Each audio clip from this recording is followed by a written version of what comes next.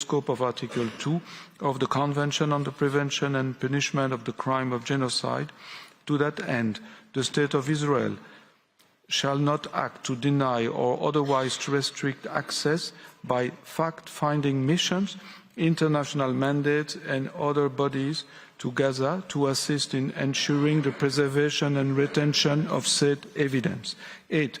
The State of Israel shall submit a report to the Court on all measures taken to give effect to this order within 1 week, as from the date of this order, and thereafter at such regular intervals as the Court shall order, until a final decision on the case is rendered by the Court. 9. The State of Israel shall refrain from any action and shall ensure that no action is taken which might aggravate or extend the dispute before the Court or make it more difficult to resolve. End of quote. I thank the Registrar. Immediately after the application containing the request for the indication of provisional measures was filed, the Deputy Registrar transmitted an original copy thereof to the Government of Israel.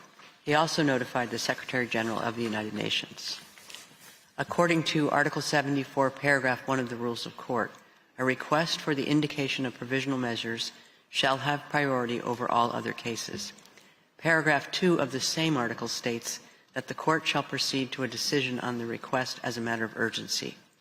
This imperative must, however, be balanced with the need to fix a date of oral proceedings in such a way as to afford the parties an opportunity to be represented at the hearings. Consequently, the parties were informed that the date for the opening of the oral proceedings, during which they could present their observations on the request for the indication of provisional measures, had been fixed for Thursday, 11 January 2024 at 10 a.m. I would now like to welcome the delegations of South Africa and Israel, and I note the presence before the Court of the agents and counsel of both parties. This morning, the Court will hear the single round of oral argument of South Africa, which has submitted the request for the indication of provisional measures. It will hear Israel tomorrow morning at 10 a.m. For purposes of this single round of oral argument, each party will have available to it a 3-hour sitting. In this first sitting, South Africa may, if required, avail itself of a short extension beyond 1 p.m. today in view of the time taken up by these introductory remarks. Before I give the floor to the agent of South Africa, I wish to draw the party's attention to Practice Direction 11, which states as follows, I quote, "In oral proceedings on the request for the indication of provisional measures, parties should limit themselves to what is relevant to the criteria for the indication of provisional measures as stipulated in the statute, rules, and jurisprudence of the Court. They should not enter into the merits of the case beyond what is strictly necessary for that purpose." End of quote. I now give the floor to the agent of South Africa, His Excellency Mr. Visumuzi Madonsela. You have the floor, Excellency.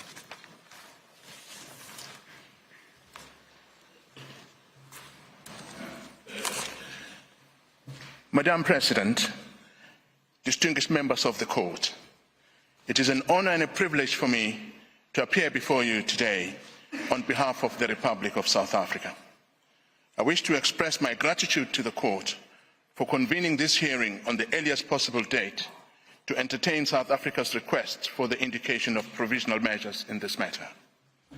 In our application, South Africa has recognized the ongoing Nakba of the Palestinian people through Israel's colonization since 1948, which has systematically and forcibly dispossessed, displaced, and fragmented the Palestinian people, deliberately denying them their internationally recognized inalienable right to self-determination and their internationally recognized right of return as refugees to their towns and villages in what is now the State of Israel.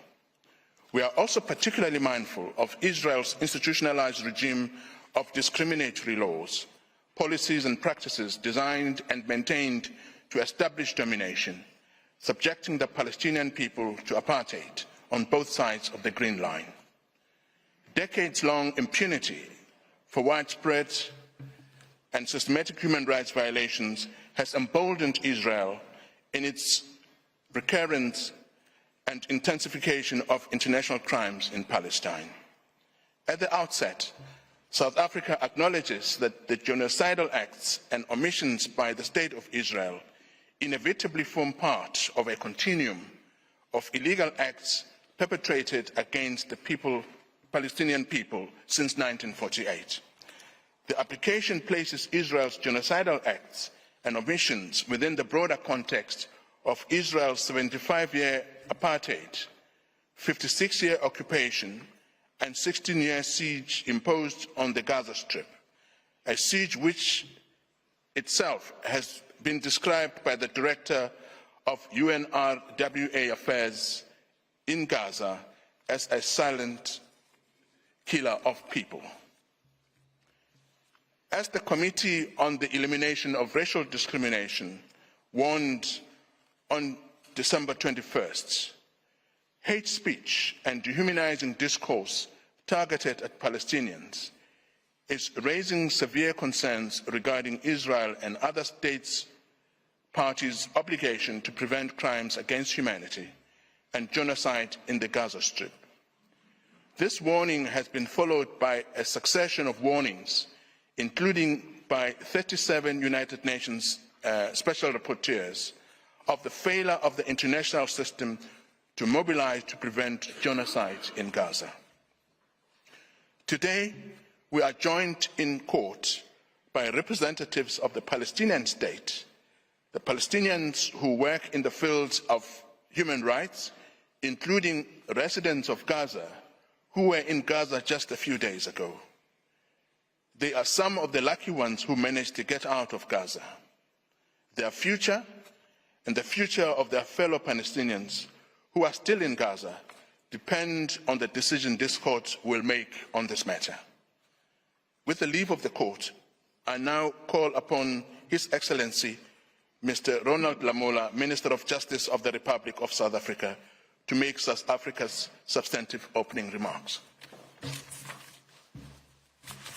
I thank the agent of South Africa for his statement, and I now invite the Minister of Justice and Correctional Services for the Republic of South Africa, His Excellency Mr. Ronald Lamola, to take the floor. You have the floor, Excellency. Thank you, Madam President and distinguished members of the court. It is an honor for me to stand here in front of you on behalf of the Republic of South Africa on this exceptional case.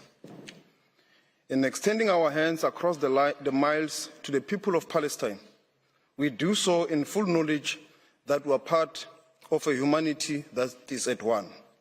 These were the words of our founding president, Nelson Mandela. This is the spirit in which South Africa acceded to the Convention on the Prevention and Punishment of Crime of Genocide in 1998. This is the spirit in which we approach this court as a contracting party to the Convention. This is a commitment we owe to the people of Palestine and Israelis alike. As previously mentioned, the violence and the destruction in Palestine and Israel did not begin on the 7th of October 2023. The Palestinians have experienced systematic oppression and violence for the last 76 years. On 6 October 2023 and every day since October the 7th, 2023. In the Gaza Strip, at least since 2004, Israel continues to exercise control over the airspace, territorial waters, land crossing, water, electricity, and civilian infrastructure, as well as over key government functions. Entry and exit by air and sea to Gaza is strictly prohibited, with Israel operating the only two crossing points. Given that continuing effective control by Israel and over the territory of Gaza, Israel is still considered by the international community to be under belligerent occupation by Israel. South Africa unequivocally condemned the targeting of civilians by Hamas and other Palestinian armed groups and the taking of hostages on the 7th of October 2023, and has again expressly recorded this condemnation, mostly recently in its note verbal to Israel on the 21st of December 2023. That said, no armed attack on a state territory no matter how serious, even an attack involving atrocity crimes, can provide any justification for or defense to breaches to the Convention, whether as a matter of law or morality. Israel's response to the 7th of October 2023 attack has crossed this line and give rise to the breaches of the Convention. Faced with such evidence and our duty to do what we can do to prevent genocide, as contained in Article 1 of the Convention, the South African government initiated this case. South Africa welcomes the fact that Israel has engaged with the case in order to have the matter resolved by the court, after careful and objective consideration of the facts and submission put before it, as the parties to the Convention have intended. This hearing is concerned with South Africa's request to the court for the indication of provisional measures and will necessarily have a narrow and particular focus. I invoke the words of Martin Luther King when he said, "The arch of the moral of the universe is long, always bending towards justice."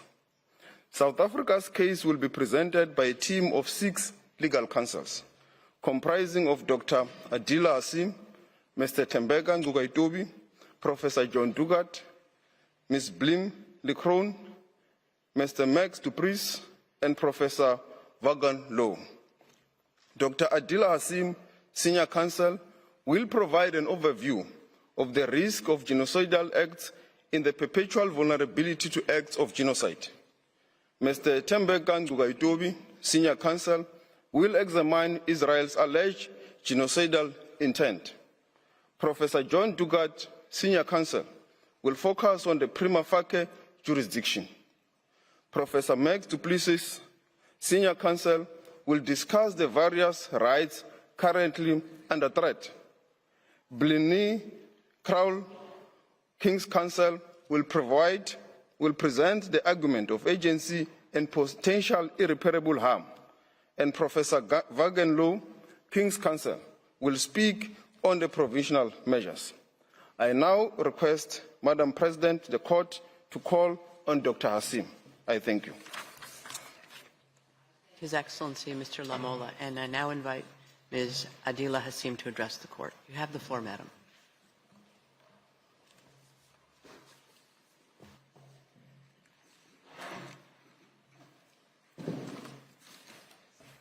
Thank you. Madam President, distinguished members of the Court, it is a privilege to appear on behalf of the Republic of South Africa in this case of exceptional importance. It's a case that underscores the very essence of our shared humanity as expressed in the preamble to the Genocide Convention. It's my task to address the Court on the genocidal acts that have led to this urgent request for provisional measures under Article 41 of the Statute of the Court. South Africa contends that Israel has transgressed Article 2 of the Convention by committing actions that fall within the definition of genocide. The actions show a systematic pattern of conduct from which genocide can be inferred. Allow me to place these acts in context. Gaza is one of the 2 constituent territories of the occupied Palestinian territories, occupied by Israel since 1967. It is a narrow strip of approximately 365 square kilometers, as depicted in the map now displayed.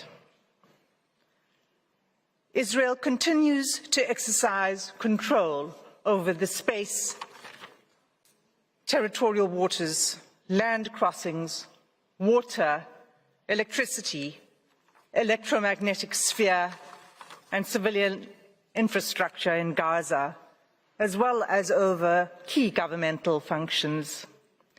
As the Honourable Minister has said, entry and exit by air and sea to Gaza is prohibited, with Israel operating the only two crossing points. Gaza, which is one of the most densely populated places in the world, is home to approximately 2.3 million Palestinians, almost half of them children. For the past 96 days, Israel has subjected Gaza to what has been described as one of the heaviest conventional bombing campaigns in the history of modern warfare. Palestinians in Gaza are being killed by Israeli weaponry and bombs from air, land, and sea. They are also at immediate risk of death by starvation, dehydration, and disease as a result of the ongoing siege by Israel, the destruction of Palestinian towns, the insufficient aid being allowed through to the Palestinian population, and the impossibility of distributing this limited aid while bombs fall. This conduct renders essentials to life unobtainable. At this provisional measures stage, as this court has made clear in the Gambia-Myanmar case, it is not necessary for the court to come to a final view on the question of whether Israel's conduct constitutes genocide. It is necessary to establish only whether at least some of the acts alleged are capable of falling within the provisions of the Convention. On analysing the specific and ongoing genocidal acts complained of, it is clear that at least some, if not all of these acts, fall within the Convention's provisions. These acts are documented in detail in South Africa's application and confirmed by reliable, often UN, sources. It's thus unnecessary and impossible for me to recount all of them. I will highlight only some in order to illustrate the pattern of genocidal conduct. The UN statistics that are relied upon are up to date as of 9 January 2024. In South Africa's oral submissions, we will illustrate the facts that we rely on with limited use of audiovisual material. Madam President, we do so with restraint and only where necessary, and always with respect to the Palestinian people. Against this background, I move now to demonstrate, in turn, how Israel's conduct violates Articles 2A, 2B, 2C, and 2D of the Convention. The first genocidal act committed by Israel is the mass killing of Palestinians in Gaza, in violation of Article 2A of the Genocide Convention. As the UN Secretary General explained 5 weeks ago, the level of Israel's killing is so extensive that nowhere is safe in Gaza. As I stand before you today, 23,210 Palestinians have been killed by Israeli forces during the sustained attacks over the last 3 months, at least 70% of whom are believed to be women and children. Some 7,000 Palestinians are still missing, presumed dead under the rubble.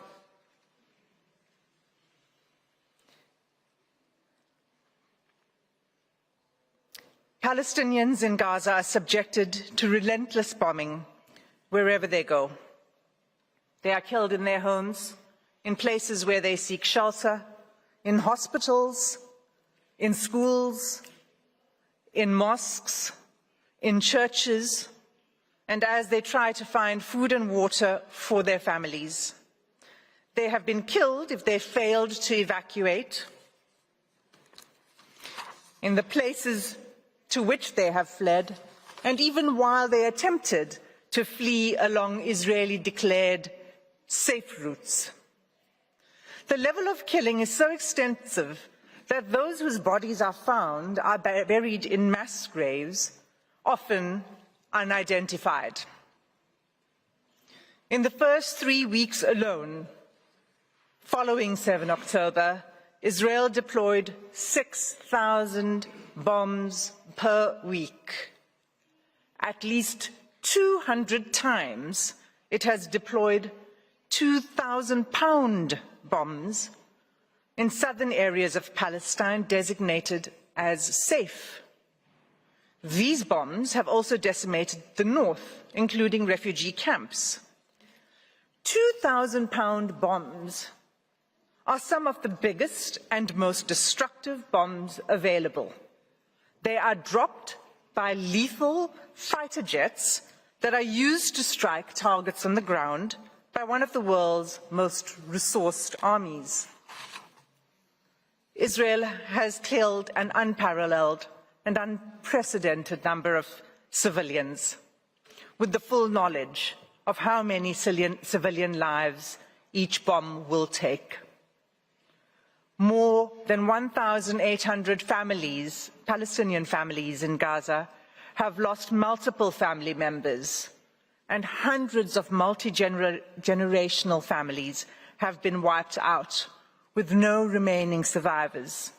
Mothers, fathers, children, siblings, grandparents, aunts, cousins, often all killed together. This killing is nothing short of destruction of Palestinian life. It is inflicted deliberately. No one is spared, not even newborn babies. The scale of Palestinian child killings in Gaza is such that UN chiefs have described it as a graveyard for children. The devastation, we submit, is intended to and has laid waste to Gaza beyond any acceptable legal, let alone humane, justification. The second genocidal act identified in South Africa's application is Israel's infliction of serious bodily or mental harm to Palestinians in Gaza in violation of Article 2b of the Genocide Convention. Israel's attacks have left close to 60,000 Palestinians wounded and maimed. Again, the majority of them women and children. This in circumstances where the healthcare system has all but collapsed. I'll return to this later in my speech. Large numbers of Palestinian civilians, including children, are arrested, blindfolded, forced to undress, and loaded onto trucks taken to unknown locations. The suffering of the Palestinian people, physical and mental, is undeniable. Turning to the third genocidal act under Article 2c, Israel has deliberately imposed conditions on Gaza that cannot sustain life and are calculated to bring about its physical destruction. Israel achieves this in at least 4 ways. First, by displacement. Israel has forced the displacement of about 85% of Palestinians in Gaza. There is nowhere safe for them to flee to. Those who cannot leave or refuse to be displaced have either been killed or at extreme risk of being killed in their homes. Many Palestinians have been displaced multiple times as families are forced to move repeatedly in search of safety. Israel's first evacuation order on 13 October required the evacuation of over 1 million people, including children, the elderly, the wounded, and infirm. Entire hospitals were required to evacuate even newborn babies in intensive care. The order required them to evacuate the north to the south within 24 hours. The order itself was genocidal. It required immediate movement, taking only what could be carried, while no humanitarian assistance was permitted, and fuel, water, and food, and other necessities of life had deliberately been cut off. It was clearly calculated to bring about the destruction of the population. For many Palestinians, the forced evacuation from their homes is inevitably permanent. Israel has now damaged or destroyed an estimated 355,000 Palestinian homes, leaving at least 500,000 Palestinians with no home to return to. The Special Rapporteur on the Human Rights of Internally Displaced Persons explains that houses and infrastructure, I quote, have been razed to the ground, frustrating any realistic prospects for displaced Gazans to return home, repeating a long history of mass forced displacement of Palestinians by Israel. There is no indication at all that Israel accepts responsibility for rebuilding what it has destroyed. Instead, the destruction is celebrated by the Israeli army. Soldiers film themselves joyfully detonating entire apartment blocks and town squares, erecting the Israeli flag over the wreckage, seeking to re-establish Israeli settlements on the rubble of Palestinian homes, and thus extinguishing the very basis of Palestinian life in Gaza. Second, together with the forced displacement, Israel's conduct has been deliberately calculated to cause widespread hunger, dehydration, and starvation. Israel's campaign has pushed Gazans to the brink of famine. An unprecedented 93% of the population in Gaza is facing crisis levels of hunger. Of all the people in the world currently suffering catastrophic hunger, more than 80% are in Gaza. The situation is such that the experts are now predicting that more Palestinians in Gaza may die from starvation and disease than airstrikes. And yet Israel continues to impede the effective delivery of humanitarian assistance to Palestinians. Vital fuel to a hospital and medical supply center was denied by Israeli authorities. This marked the 5th denial of a mission to the center since 26 December, leaving 5 hospitals in northern Gaza without access to life-saving medical supplies and equipment. Aid trucks that are allowed in are seized upon by the hungry. What is provided is simply not enough.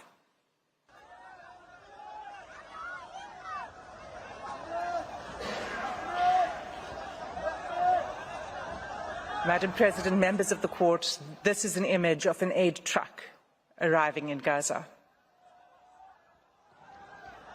Third, Israel has deliberately inflicted conditions in which Palestinians in Gaza are denied adequate shelter, clothes, or sanitation. For weeks, there have been acute shortages of clothes, bedding, blankets, and critical non-food items. Clean water is all but gone, leaving far below the amount required to safely drink, clean, and cook. Accordingly, the WHO has stated that Gaza is experiencing soaring rates of infectious disease outbreaks. Cases of diarrhea in children under 5 years of age have increased 2,000% since hostilities began. When combined and left untreated, malnutrition and disease create a deadly cycle. The fourth genocidal act under Article 2B is Israel's military assault on Gaza's healthcare system, which renders life unsustainable. Even by 7 December, the UN Special Rapporteur on the right to health noted that the healthcare of infrastructure in the Gaza Strip has been completely obliterated. Those wounded by Israel in Gaza are being deprived of life-saving medical care. Gaza's healthcare system, already crippled by years of blockade and prior attacks by Israel, is unable to cope with the sheer scale of the injuries. Finally, the UN Special Rapporteur on Violence Against Women and Girls has pointed to acts committed by Israel that would fall under the fourth category of genocidal acts in Article 2D of the Convention.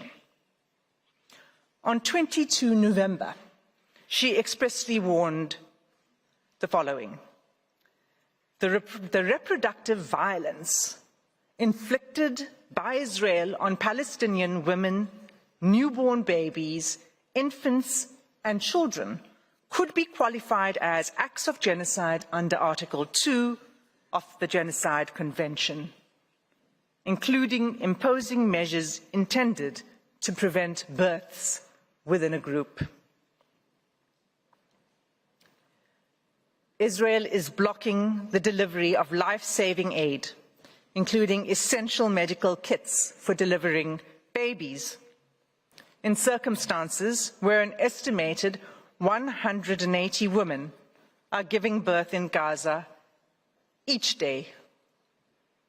Of these 180 women, the WHO warns that 15% are likely to experience pregnancy or birth-related complications and need additional medical care. That care is simply not available.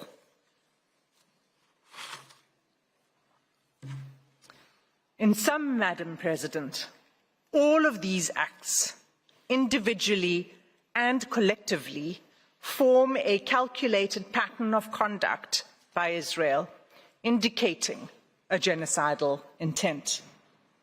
This intent is evident from Israel's conduct in specially targeting Palestinians living in Gaza, using weaponry that causes large-scale homicidal destruction, as well as targeted sniping of civilians, designating safe zones for Palestinians to seek refuge, and then bombing these, depriving Palestinians in Gaza of basic needs: food, water, healthcare, fuel, sanitation, and communications, destroying social infrastructure, homes, schools, mosques, churches, hospitals, and killing, seriously injuring, and leaving large numbers of children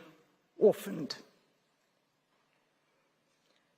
Genocides are never declared in advance, but this court has the benefit of the past 13 weeks of evidence that shows incontrovertibly a pattern of conduct and related intention that justifies a plausible claim of genocidal acts.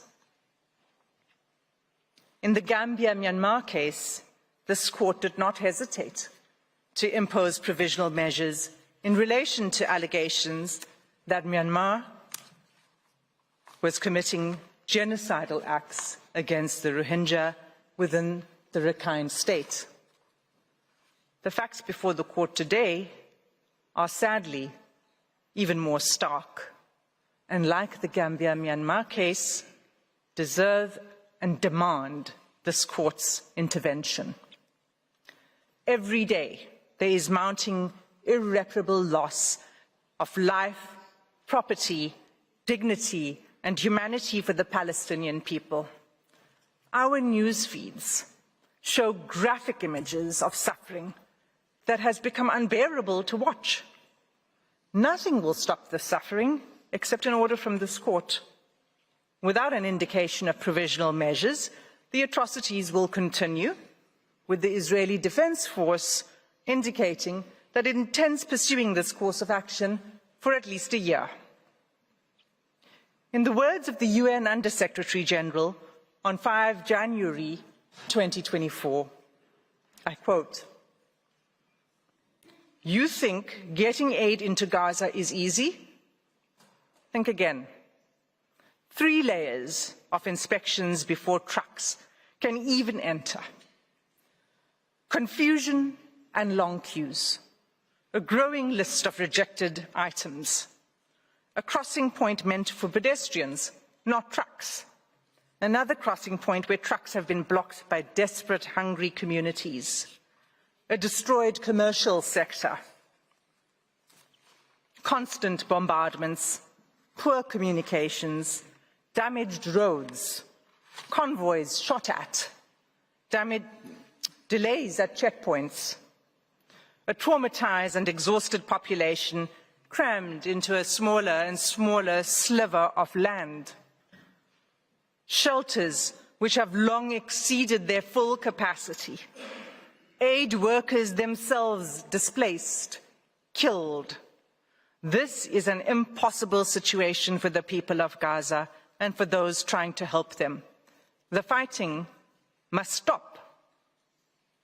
Close quote. Madam President, members of the court, that concludes my section on the genocidal conduct of Israel.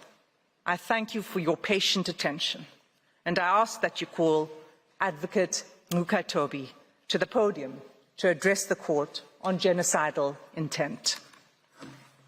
I thank Ms. Hassim, and I now invite Mr. Tembeke Nukatobi to address the court. You have the floor, sir.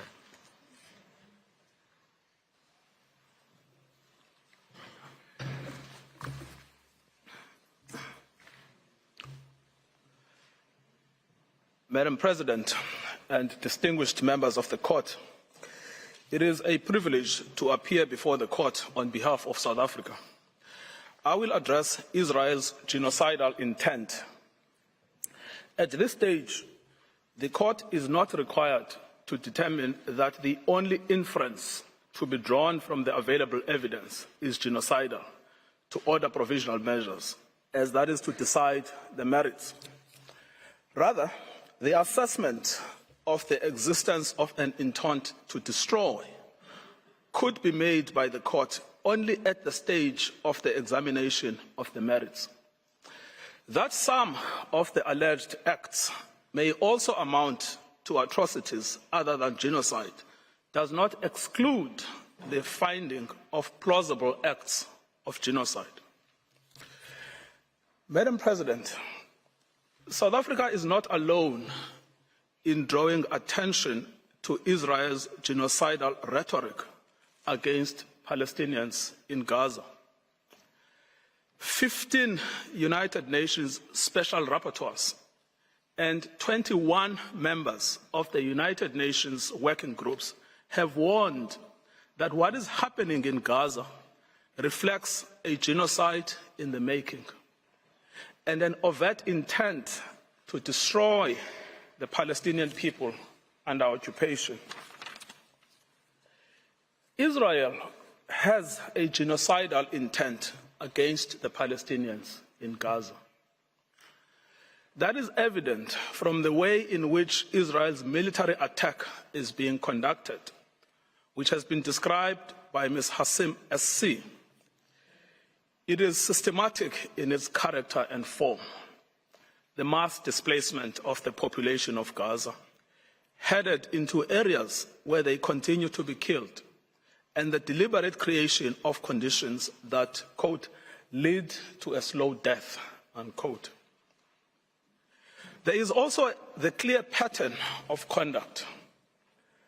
the targeting of family homes and civilian infrastructure, laying waste to vast areas of Gaza, and the bombing, shelling, and sniping of men, women, and children where they stand, the destruction of their health infrastructure, and lack of access to humanitarian assistance.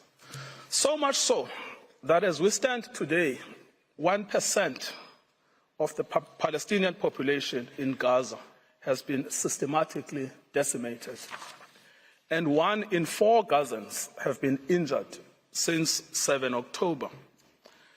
These two elements alone are capable of evidencing Israel's genocidal intent in relation to the whole or part of the Palestinian population in Gaza. However, third, there is an extraordinary feature in this case, that Israel's political leaders, military commanders, and persons holding official positions have systematically and in explicit terms declared their genocidal intent. And these statements are then repeated by soldiers on the ground in Gaza as they engage in the destruction of Palestinians and the physical infrastructure of Gaza. We show this third element next. Israel's special genocidal intent is rooted in the belief that, in fact, the enemy is not just the military wing of Hamas, or indeed Hamas generally, but is embedded in the fabric of Palestinian life in Gaza. On 7 October, in a televised address, Israeli Prime Minister Benjamin Netanyahu declared war on Gaza, and I quote, "Israel had started clearing out the communities that have been infiltrated by terrorists." And he warned of an unprecedented price to be paid by the enemy. There are more than 2.3 million Palestinians in Gaza. Israel is the occupying power in control of Gaza. It controls entry, exit, and the internal movements of inside Gaza. And Prime Minister, Mr. Netanyahu exercises overall command over the Israeli Defense Force and, in turn, the Palestinians in Gaza. Prime Minister Netanyahu, in his address to the Israeli forces on 28 October 2023, preparing for the invasion of Gaza, urged the soldiers to remember what Amalek has done to you. This refers to the biblical command by God to Saul for the retaliatory destruction of an entire group of people known as the Amalekites, put to death men and women, children and infants, cattle and sheep, camels and donkeys. The genocidal invocation to Amalek was anything but idle. It was repeated by Mr. Netanyahu in a letter to the Israeli armed forces on 3 November 2023. Madam President, let the Prime Minister's words speak for themselves.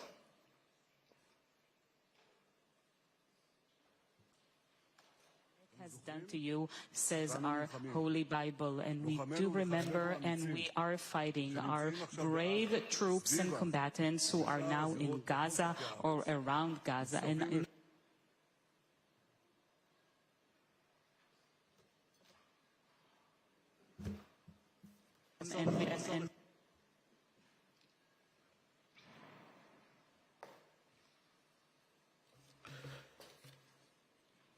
the Deputy Speaker of the Knesset, Israel's parliament, has called for the erasure of the Gaza Strip from the face of the earth.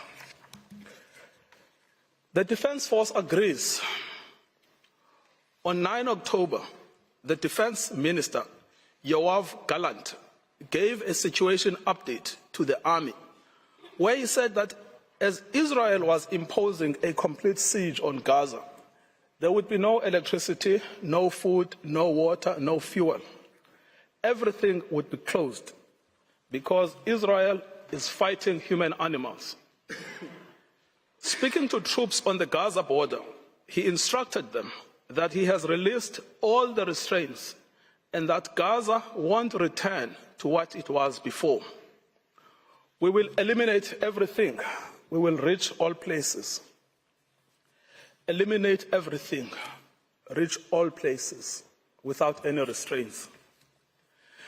The theme of destruction of human animals was reiterated by an Israeli army coordinator of government activities in the territories on 9 October 2023, who, in an address to Hamas and the residents of Gaza, stated that Hamas has become ISIS and that the citizens of Gaza are celebrating instead of being horrified. He concluded that human animals are dealt with accordingly. Israel has imposed a total blockade on Gaza. No electricity, no water, just damage. You wanted hell, you will get hell. The language of systematic dehumanization is evident here.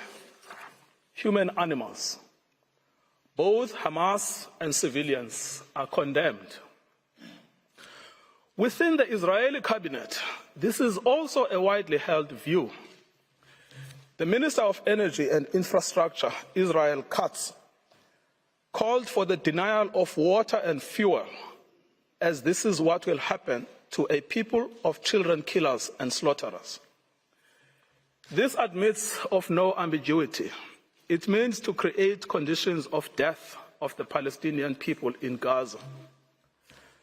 To die a slow death because of starvation and dehydration, or to die quickly because of a bomb attack or snipers, but to die nevertheless. In fact, Heritage Minister Amichai Eliyahu said that Israel must find ways for Gazans that are more painful than death. It is no answer to say that neither are in command of the army. They are ministers in the Israeli government. They vote in the Knesset and are in a position to shape state policy. The intent to destroy Gaza has been nurtured at the highest levels of state, as President Isaac Herzog has joined the ranks of those signing bombs destined for Gaza. Having previously noted that the entire population in Gaza is responsible and that this rhetoric about civilians not aware, not involved is absolutely not true, we will fight until we break their backbone. Later attempts by the President and others to neutralize this speech have not altered the sting of his words, which was to tar all Palestinians as responsible for the actions of Hamas. Nor, as I will show below, has it affected how state policy is understood within government. The Minister of National Security repeated the President's statements that Hamas and civilians are responsible in equal measure. On 10 November 2023, in a televised interview, he stated that when we say that Hamas should be destroyed, it also means those who celebrate, those who support, and those who hand out candy. They are all terrorists, and they should also be destroyed. These are orders to destroy and to maim what cannot be destroyed. These statements are not open to neutral interpretations or after-the-fact rationalizations and reinterpretations by Israel. The statements were made by persons in command of the state. They communicated state policy. It is simple. If the statements were not intended, they would not have been made.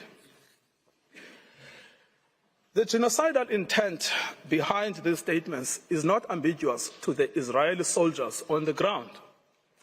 Indeed, it is directing their actions and objectives. On 7 December 2023, Israeli soldiers proved that they understood the Prime Minister's message to remember what the Amalek has done to you as genocidal. They were recorded by journalists dancing and singing.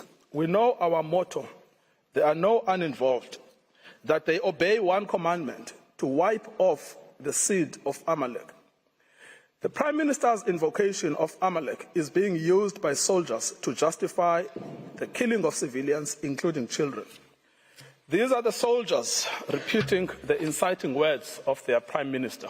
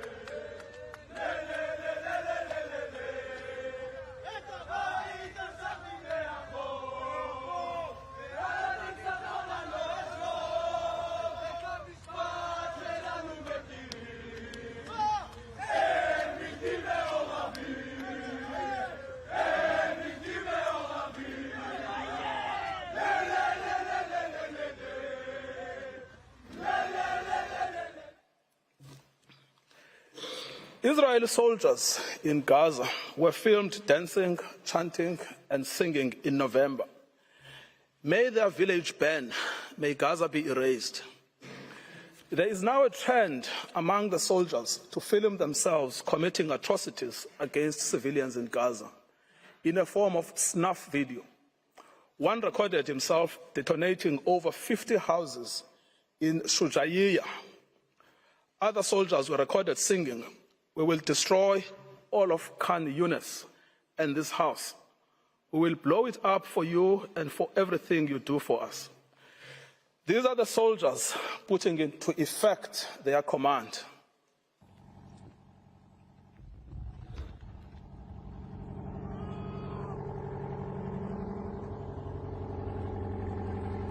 שכונת סג'אי הזל, נחל עוז, בעזרת השם יהיה לכם.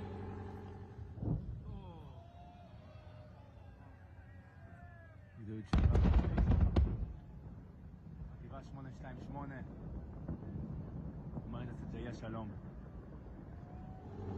מדהים. 30 בתים, גדוד 749.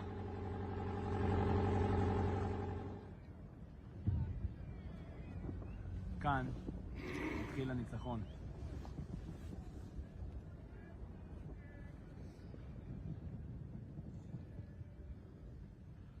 עם ישראל חי.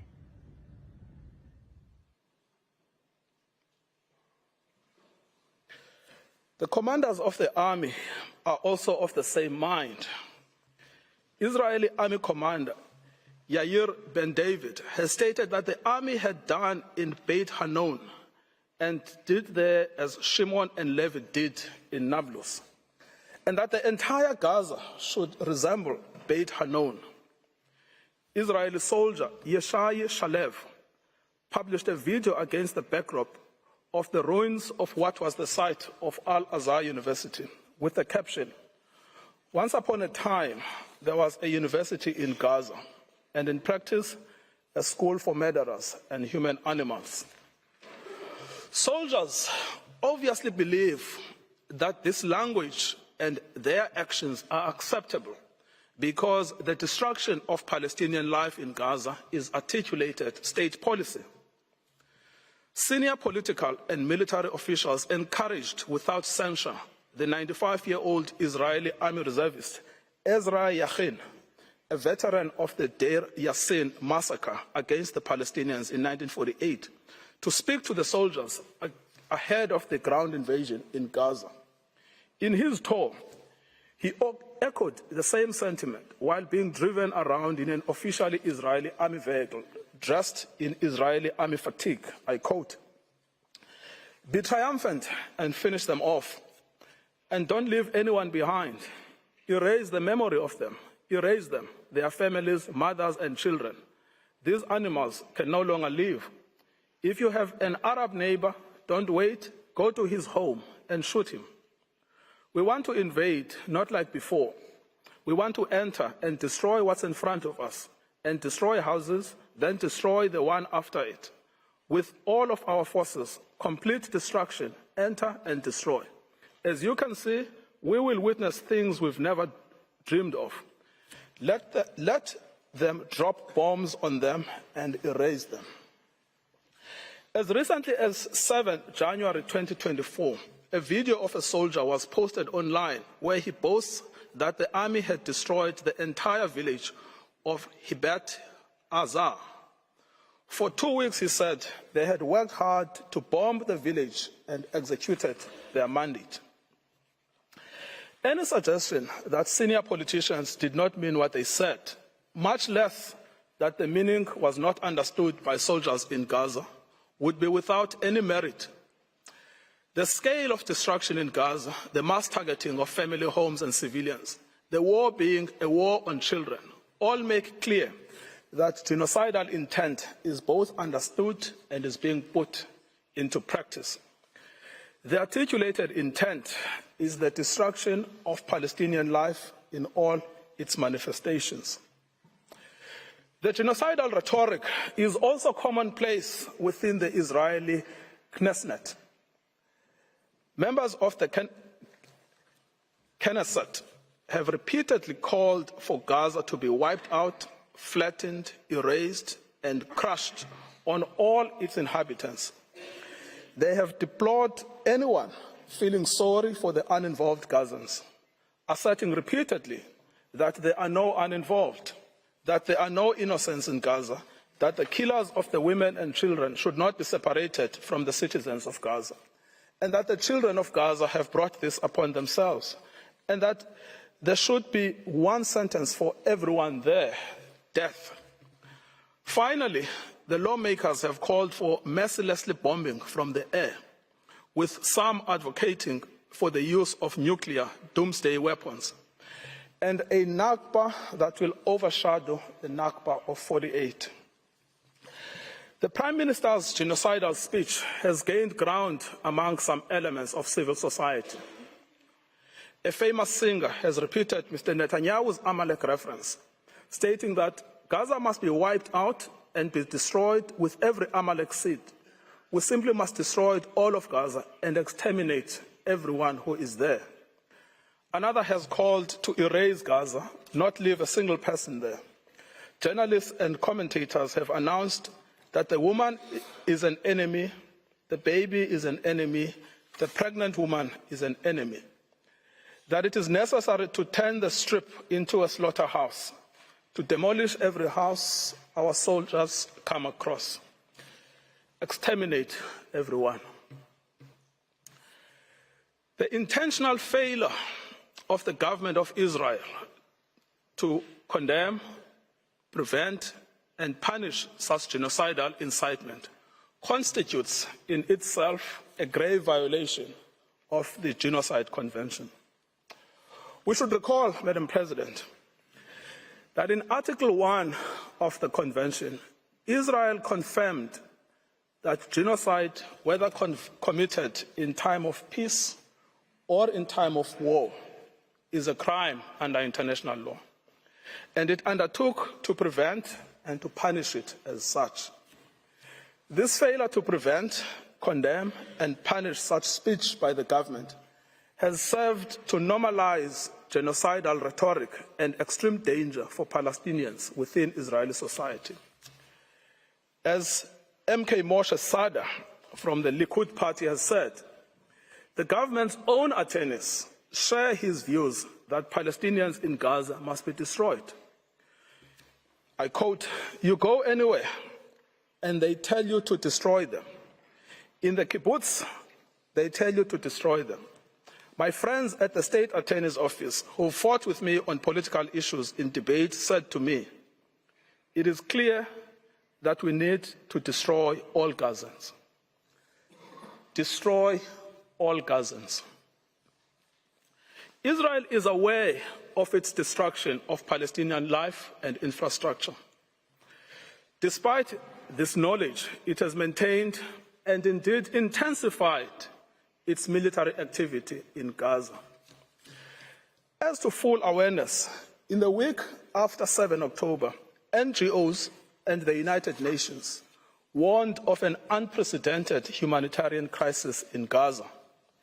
The UN stated that actors must allow humanitarian teams and goods to immediately and safely reach the hundreds of thousands of people in need. So right from the beginning, Israel knew that it was depriving water, food, electricity, and essentials for survival. It said so. Everything is closed.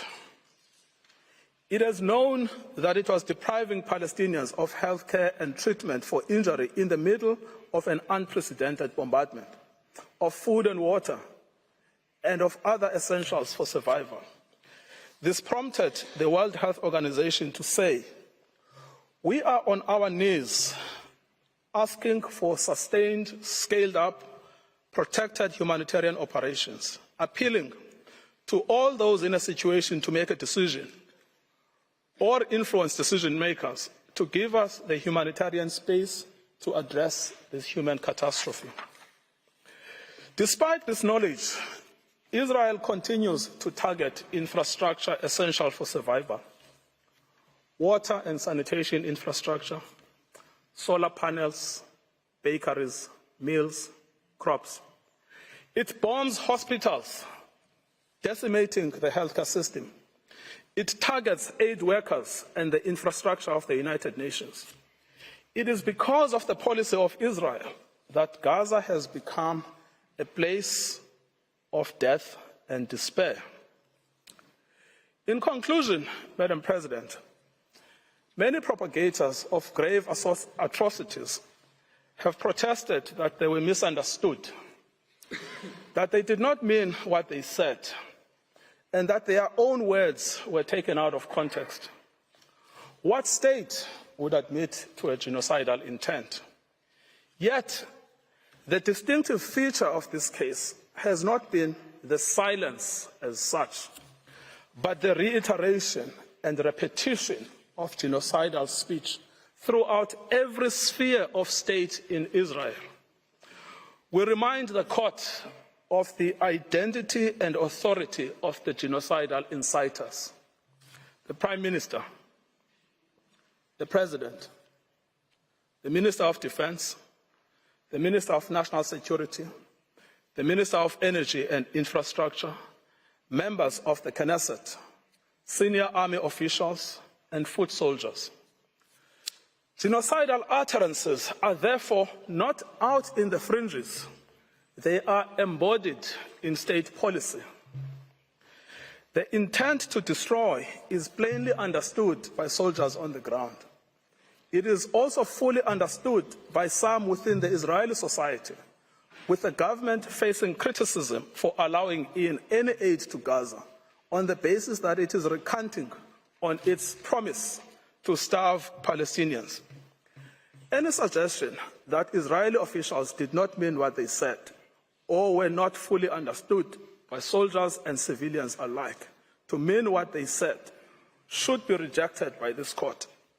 The evidence of genocidal intent is not only chilling, it is also overwhelming and incontrovertible. Madam President, it is now my honor to request you to call Mr. John Dugard on the subject of jurisdiction. I thank Mr. Ngukai Toby, and I now invite Professor John Dugard to take the floor. You have the floor, Professor.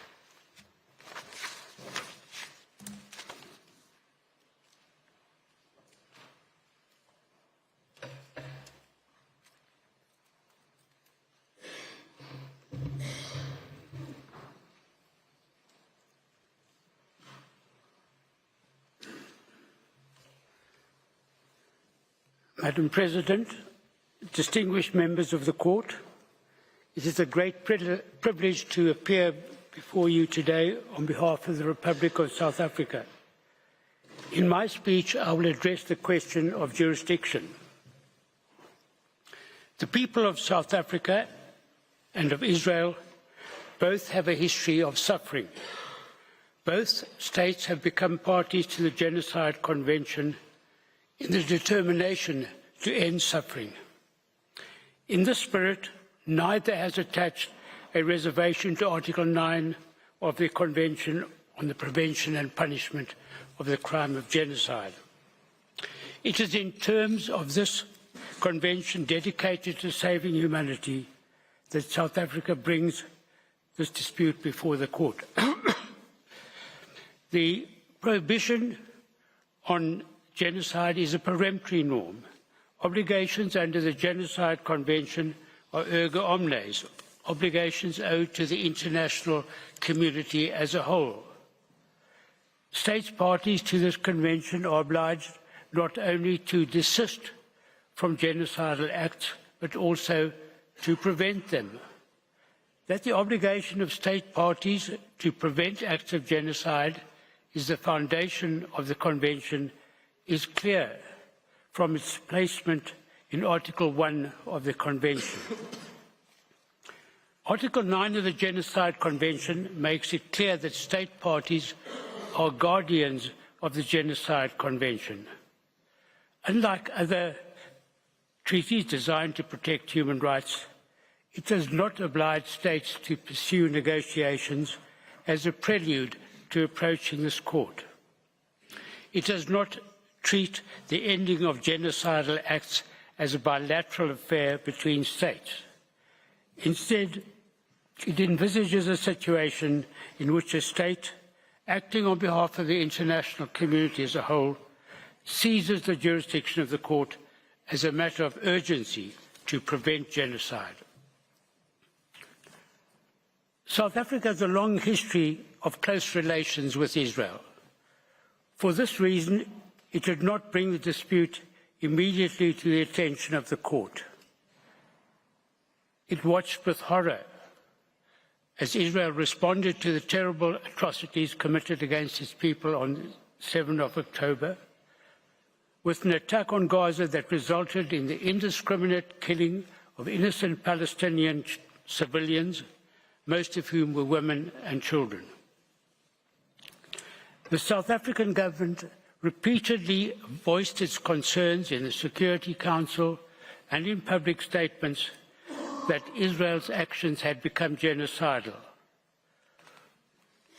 On 10 November, in a formal diplomatic démarche, it informed Israel that while it condemned the actions of Hamas, it wanted the International Criminal Court to investigate the leadership of Israel for international crimes, including genocide. As the court will know, the definition of genocide in the Rome Statute repeats that of the Genocide Convention. On 17 October, South Africa referred Israel's commission of the crime of genocide to the International Criminal Court for, quote, vigorous investigation, unquote. In announcing this decision, President Ramaphosa publicly expressed his abhorrence for what is happening right now in Gaza, which is now turned into a concentration camp where genocide is taking place. To accuse a state of committing acts of genocide and to condemn it in such strong language is a major act on the part of a state.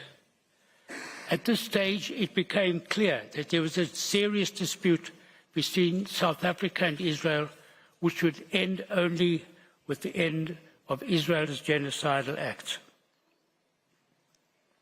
South Africa repeated this accusation at a meeting of BRICS on 21 November and at an emergency special session of the United Nations General Assembly on 12 December. No response from Israel was forthcoming. None was necessary. By this time, the dispute had crystallized as a matter of law. This was confirmed by Israel's official and unequivocal denial on 6 December that it was committing genocide in Gaza. However, as a matter of courtesy, before filing the present application, on 21 December, South Africa sent a note verbal to the Embassy of Israel to reiterate its view that Israel's acts of genocide in Gaza amounted to genocide, that it, as a state party to the Genocide Convention, was under an obligation to prevent genocide from being committed. Israel responded by way of a note verbal that failed to address the issues raised by South Africa in its note and neither affirmed nor denied the existence of a dispute.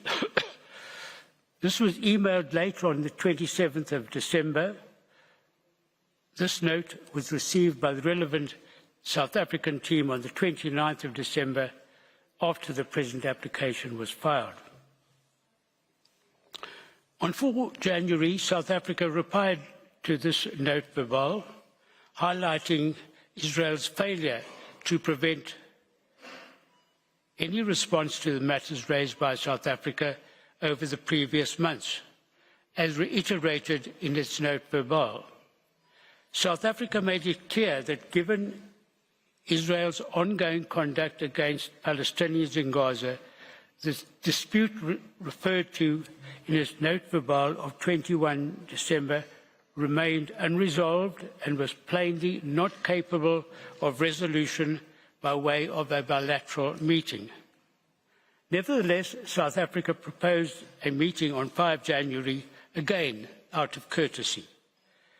Israel responded to this note verbal by proposing that we reconnect to coordinate a meeting at the earliest opportunity after the close of hearings in the present case. To this, South Africa understandably replied that such a meeting would serve no purpose. Madam President, these notes verbal are all to be found in the judge's folder. The existence of a dispute is a matter to be determined by an objective determination of the facts, as they existed at the time of the filing of the application. At this time, South Africa had already accused Israel in the Security Council, the General Assembly, and other public fora of engaging in genocidal acts. It had conducted a diplomatic démarche on Israel, warning it that it viewed its conduct as genocidal.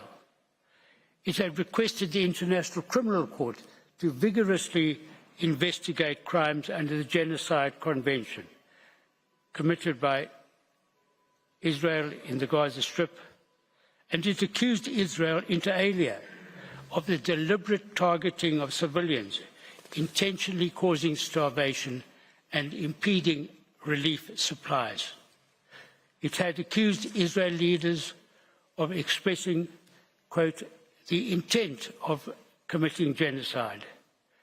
Israel had flatly denied South Africa's accusations.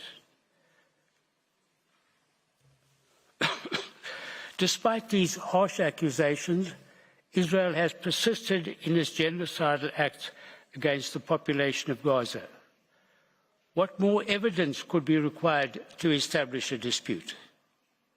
It is precisely because of a situation of this kind, affecting the international community as a whole, that Article 9 of the Genocide Convention does not require negotiations as a precondition to seizing the jurisdiction of the court.